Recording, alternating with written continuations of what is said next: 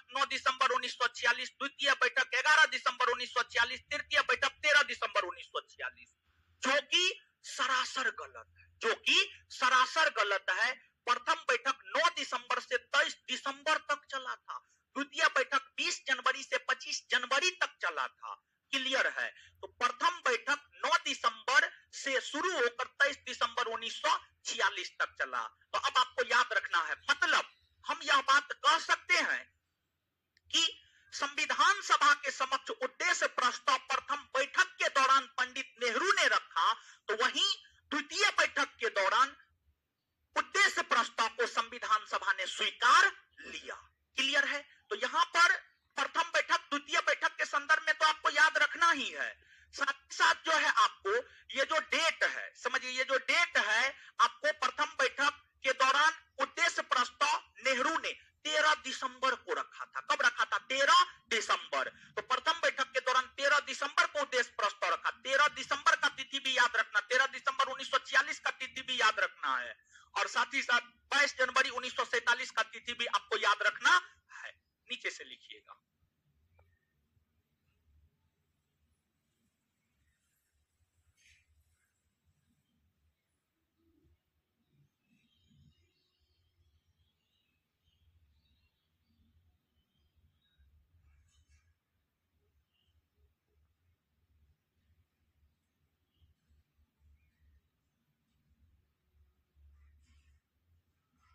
चलिए लिखिएगा, तो लिखिएगा,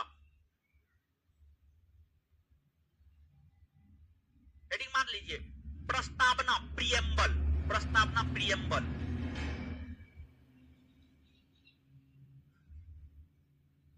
लिखिएगा, लिखिएगा, संविधान सभा के प्रथम बैठक के दौरान, संविधान सभा के प्रथम बैठक के दौरान, संविधान सभा के प्रथम बैठक के दौरान पंडित जवाहरलाल नेहरू ने, पंडित जवाहरलाल नेहरू ने, जवाहरलाल नेहरू ने संविधान सभा के समक्ष, पंडित जवाहरलाल नेहरू ने संविधान सभा के समक्ष, पंडित जवाहरलाल नेहरू ने संविधान सभा के समक्ष, संविधान सभा के समक्ष 13 दिसंबर 1946 को, 13 दिसंबर 1946 को उद्देश्य प्रस्ताव रखा, उद्देश्य प्रस्ताव रखा, उद्देश्य प्रस्ताव रखा, फुल स्टॉप। इस उद्देश्य प्रस्ताव को, इस उद्देश्य, उसी में कंटिन्यू, इस उद्देश्य प्रस्ताव को, प्रस्ताव को संविधान सभा ने, संविधान सभा ने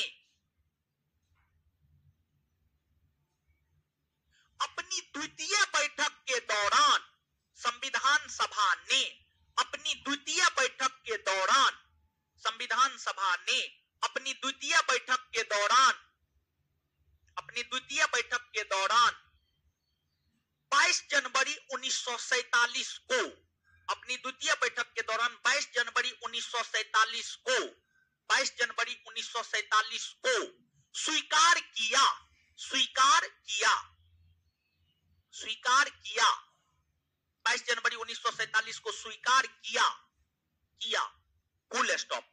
यही उद्देश्य प्रस्ताव, यही उद्देश्य प्रस्ताव बाद में जाकर, बाद में जाकर, यही उद्देश्य प्रस्ताव बाद में जाकर भारतीय संविधान की, यही उद्देश्य प्रस्ताव बाद में जाकर भारतीय संविधान की प्रस्तावना बना, यही उद्देश्य प्रस्ताव बाद में जाकर भारतीय संविधान की प्रस्तावना बना, भारतीय संविधान की प्रस्तावना बना। चलिए